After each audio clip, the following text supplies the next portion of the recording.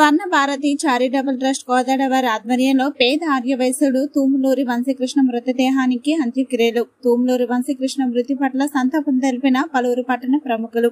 కోదాడ పట్టణ పరిధిలోని తమ్మర వాస్తవ్యుడు పేద ఆర్యవైశ్య కుటుంబానికి చెందిన తూములూరి వంశీకృష్ణ గత కొంతకాలంగా అనారోగ్యంతో బాధపడుతూ బస్టాండ్ ఏరియాలో కాలం గడుపుతూ ఈ రోజు తెల్లవారుజామున మృతి చెందాడు.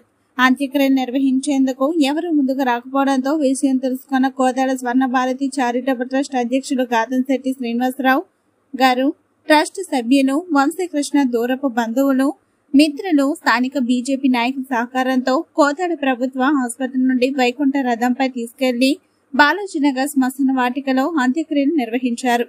తూములూరి వంశీకృష్ణ ఉన్నతమైన చదువులు చదివిన వంశీకృష్ణ ఆరోగ్యంగా ఉన్న రోజుల్లో ఎందరో పేదలకు రేషన్ కార్డులు, ప్రభుత్వ పథకాలు అందించి నిస్వార్థంగా సేవ చేశారని, వారు చేసిన సేవలను పలువురు స్మరించారు. ఆయన మృతి పట్ల పలువురు సంతాపం వ్యక్తం చేశారు.